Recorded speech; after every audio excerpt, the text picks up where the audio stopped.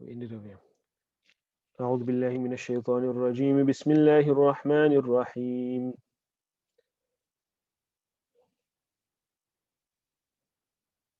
Oh, we must read from.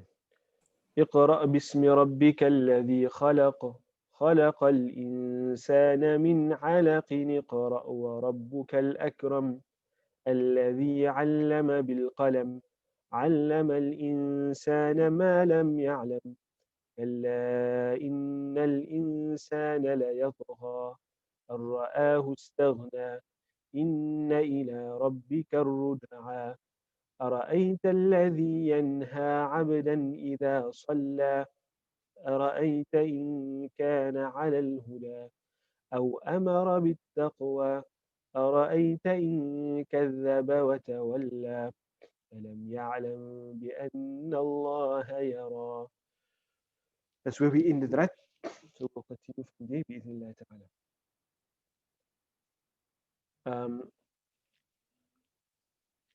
In the progression of the surah, Allah spoke at the beginning about His creation and His teaching Rasulullah sallallahu alaihi wasallam, revealing to him the Quran, and in relation to the Quran, but also in relation to giving knowledge, etc.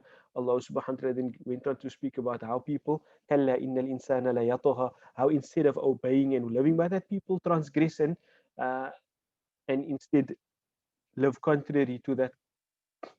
And then Allah subhanahu wa ta'ala went on to give the example of two people. It's a situation, but it's also an example of two people, the one that lived according to what was revealed and the one that rejected. And I told you the story of Abu Jahl and Rasulullah sallallahu alaihi wasallam in that regard.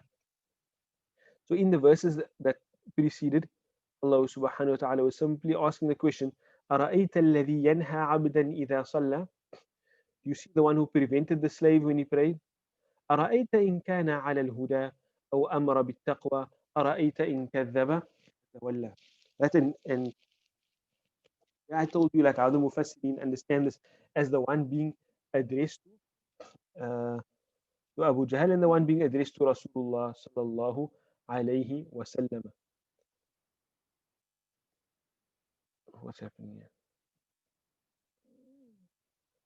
Right, and then after Allah poses those questions to them, like, do you see if the one is on guidance, and you see if the other one is belying and turning away? Allah asks, Alam ya'lam بأن الله يرى. So just to recap, أرأيت إن كان على الهدى أو أمر بالتقوى was addressed to Abu Jahl. And then أرأيت إن كذب وتولى is addressed to Rasulullah sallallahu alaihi wasallam. And then Allah asks the question, ألم يعلم بأن الله يرى. And this is an extremely powerful verse. What does it mean? So did we do the sentence last week? I think I just gave the translation quickly, but we're supposed to look at it this week. علم يعلم means to. علم يعلم means to have ilm, to know, right? To know. But okay, it's not written yet. It's supposed to be written here.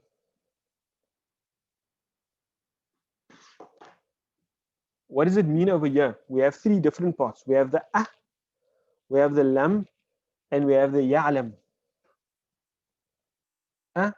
Lam, ya'lam. The makes a sentence into a question. Right? Remember that. Hamzatul istifham. Then the lam, what does the lam do? Negates it. Lam enters upon a present tense verb, right? But it does three things to the verb. It changes it to past tense, it negates it, and it gives it a sukoon at the end. Instead of being ya'lamu, which is how we normally know it, alima ya'lamu. Instead of having the u at the end, now it has a sukoon. Alam ya'lam. So what will translate it? If I negate it and I put it in past tense, it will mean he did not know. If I change it into a question, did he not know? Did he not know? But it also has the connotation of like continuity. That's the benefit of using the. It is past tense, but it's also like a past continuous just by using the present tense form. Alam ya'lam. Did he not know? Did he not know what? Now, the verb alima is generally used with a harf bi. I want you to do something for me quickly. Just pull out your dictionaries and look for the root letters alima.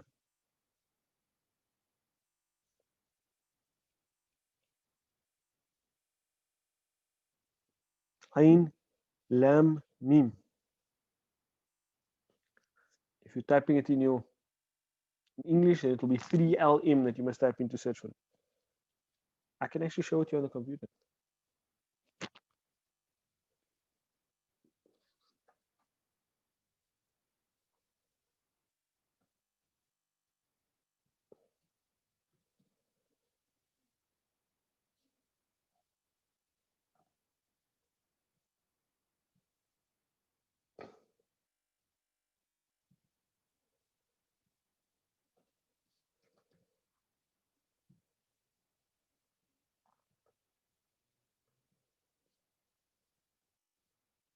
Can you see here we have the root letters Ain, lam, mim spelled out for us here alima, and then with the A, ya'lamu, and then in brackets it just has a ba, oha. It says ba oha. So it's telling me, what is that telling me? That is telling me that on the beginning of the um,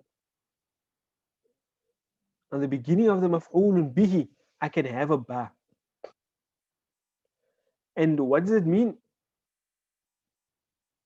It doesn't have here in this case. It doesn't necessarily have a specific meaning. It's just how the verb is used. So if I say alimtu bihi, it will just mean I knew alimtu, I knew bihi it. Or you can sometimes translate it as to know about something. Um, or yeah, you can see to be aware. The ba translates as of something. What I wanted to point out to you is simply this: that the root letters alima is just used with a harf ba. And you can look many a place in the Quran, you'll see that. Inna Allah ali inna Allah bi kulli shay'in alim. You can see the words alim, ain, lam, mim, and there's a ba in the mix just before it, etc. So the root letter is ain, lam, mim. Wallahu alimun bi dhati sudur. Allah is alimun, ain, lam, mim, and then bi dhati sudur. The root letters ain, lam, mim are just used with a harf ba. You don't necessarily have to translate the ba as anything. Right? That's what I wanted to point out to you. So alam ya'lam bi. Did he not know? Anna Allah yara. Anna, that. And then the anna comes at the beginning of a jumla ismiya. What's the jumla ismiya over here? Allah yara. Allah yara. What does that mean? Ra'a yara means to?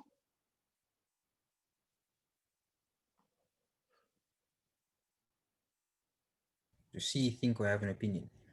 Right. Now, question is, who's the fa'il of yara here?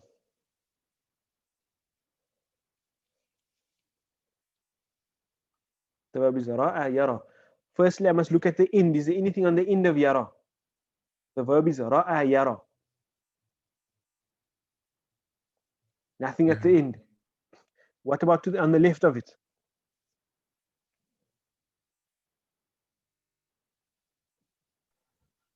No, Nothing on the left. nothing on the left. So where am I left with? Inside. Inside is a huwa. The huwa refers back to Allah. Usually, the dhamir that's inside will refer to the closest possible thing that it can be referring to. Right? So yet refers back to the Allah. So Allah sees. Alam ya'lam bi anna Allah yara. Did he not know that Allah sees?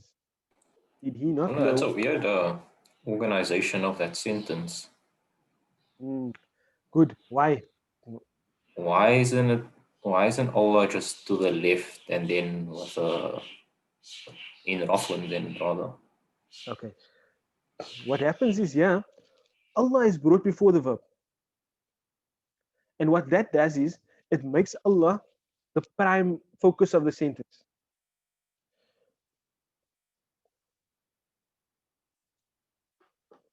Okay. Right? So, Because so like, how it would sound is like this. Alam ya'lam bi annahu yarallah. That's how it would sound if I put Allah at the end. The mm, focus of the sentence then is yara, as opposed to it being like this. Alam ya'lam bi anna Allah yara. Did he not know that Allah, he sees? Do you see the emphasis? yes, I see it better with the second translation. Maulana. If you add the E part,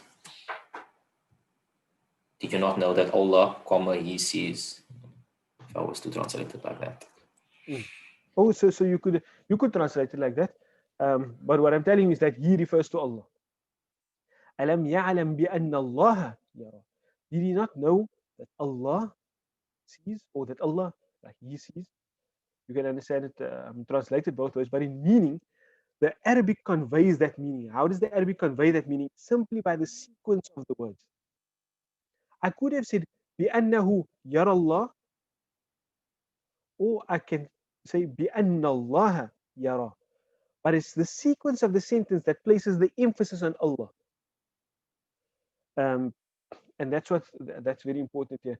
Just a point on this verse that some of the scholars of or some of the mashayikh of tasawwuf, they say that if a person has a sin that they are accustomed to engaging in, then they should make a litany or a wird of saying this verse.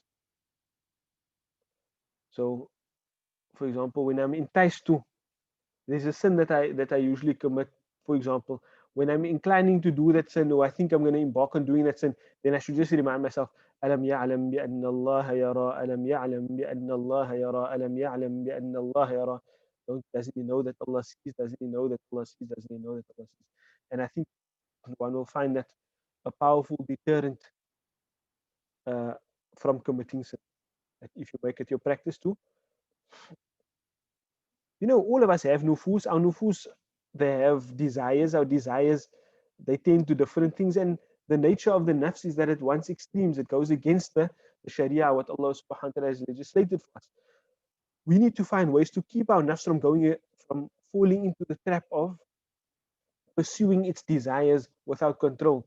One of the ways that we can do that, yes, we use our aql. The aql means to restrain, right? To restrain your nafs.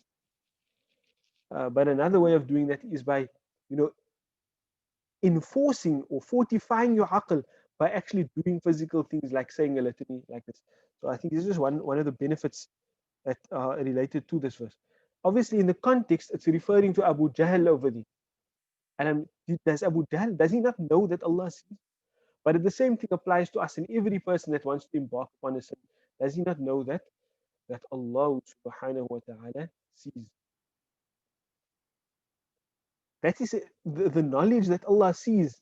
That's taqwa for you. That's what will keep you back from doing sin. May Allah subhanahu wa ta'ala save us from sin.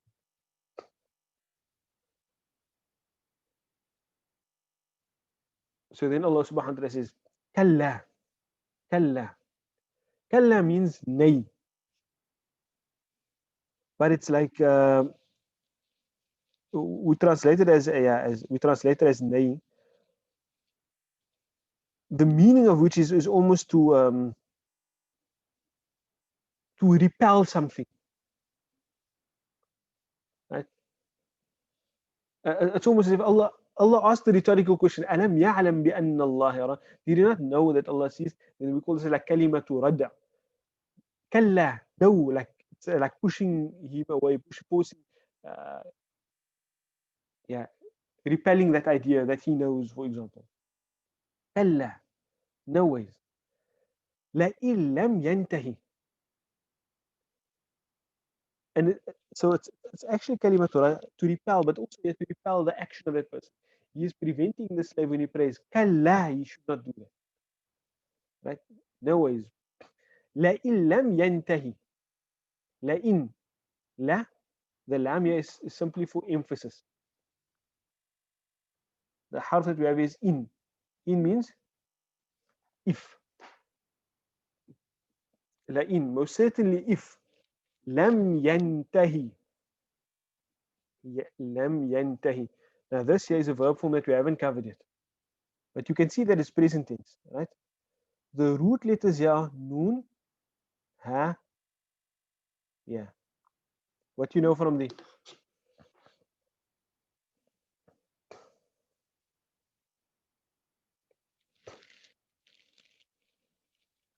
what you know from the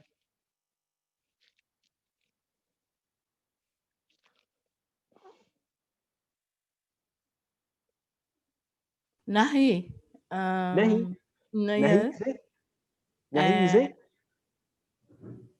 nahi is a prohibition. Or yeah, to prohibit, to tell someone not to do something. So intaha yantahi here will mean to stop oneself, to prohibit oneself.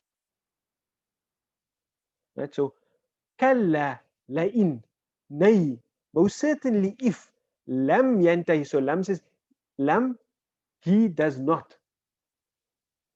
Lam makes it negative. Yantahi, to stop or to desist. You can say to desist, to stop oneself. So yantahi means to desist or to stop oneself. Lam yantahi means did not, or he did not stop himself. But why am I translating it does not instead of did not? Because of the if. After if, we usually use a past tense, but it's not actually for past tense. It's like to say if this doesn't, if this happens in the future, then something else will happen. That's why I'm translating it as does instead of did. Right? Kalla la illam yantahi. Nay, if he does not desist or if he does not stop, la nasfa'an bin nasiyah.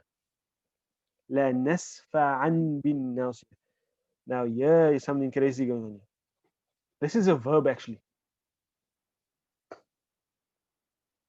This is a verb. But this is we have three parts here. The lam, the nasfa'u, and then the an.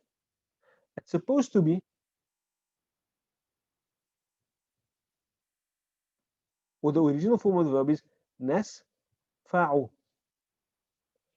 Nasfa'u. Sin, fa, ain. And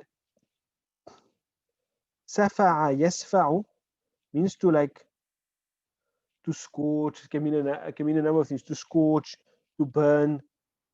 It can mean to like to strike also, to lash.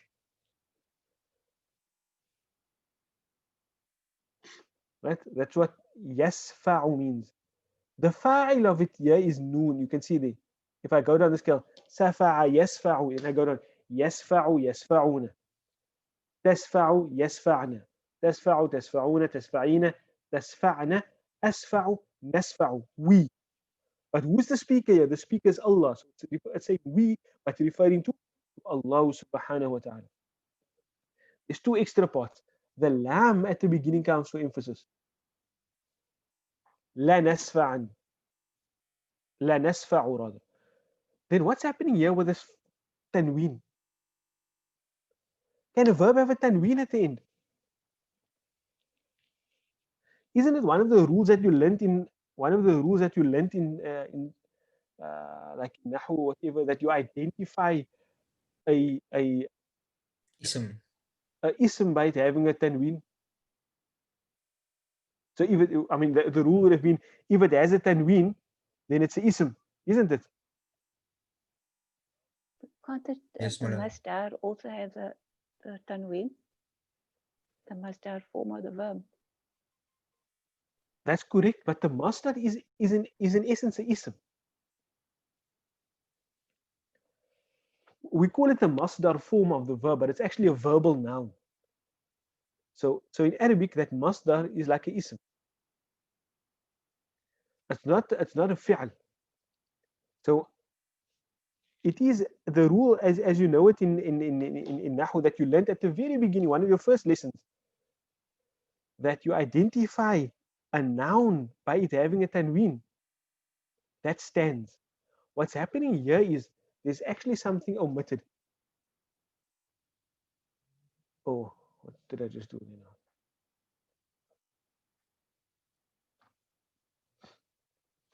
Hey.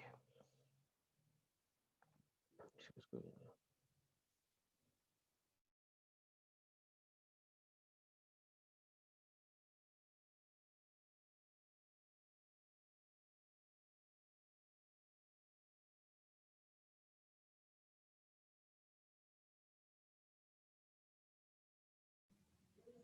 Maulana.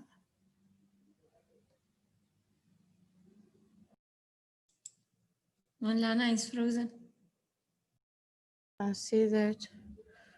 And I wanted to so much find out. It's keeping in my in suspense. Gee.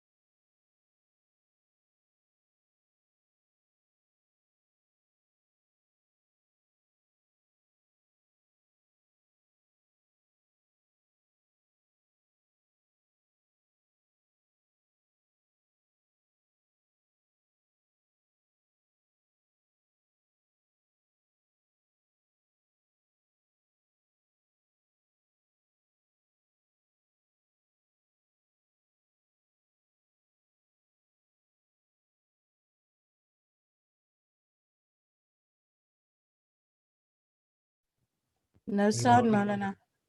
No, I'm sorry. I got kicked off the. Can you guys hear me again? Yes, No, no. Maulana, we're all back. Oh, okay. Sorry about that, man.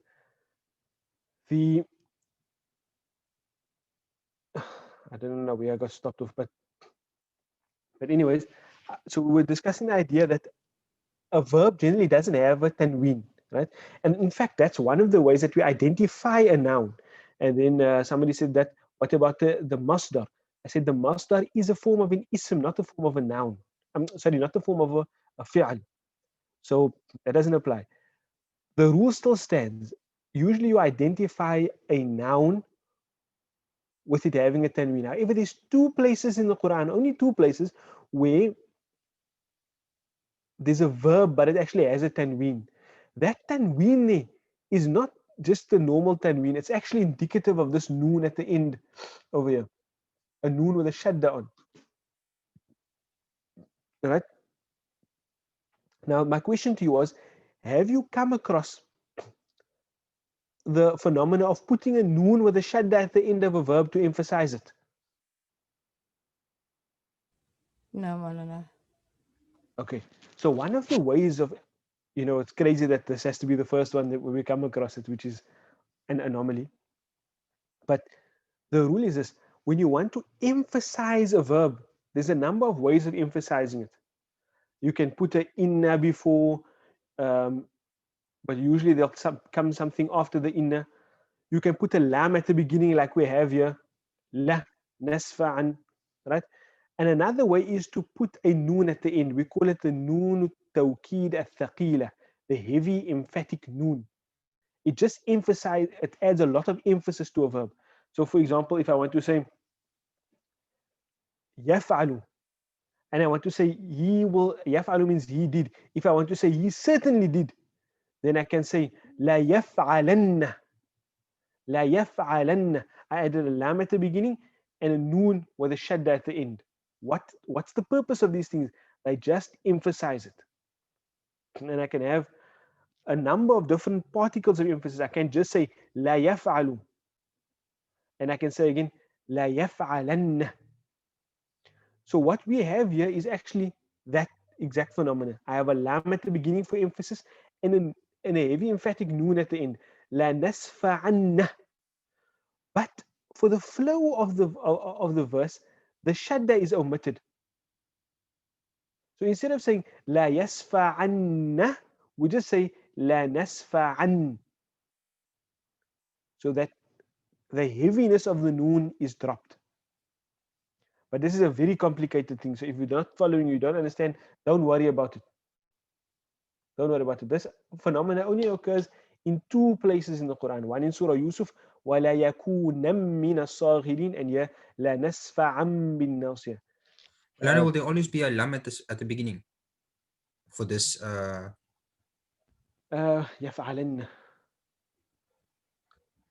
I'm not sure. I don't think there has to be a lam at the beginning when you have the noon, the heavy emphatic noon at the end. But it often comes like that. Most often, I think. I'm not sure in the Quran. I'll get back to you next week. But I think generally it will have a lam at the beginning when I have a heavy emphatic noon at the end. Manana, what if the verb also ends with a noon? Then give me an example. It's still, you add the noon afterwards. For example, let me think of a verb. Sakana yaskunu. Sakana yaskunu. Then it will be la yaskunun or la yaskunanna. Same phenomenon. So if I'm going to write it down for you. Here's my verb. Yaskunu. If I want to put that heavy emphatic noon, I'm going to do it like this. Yasku nan. Yaskunan.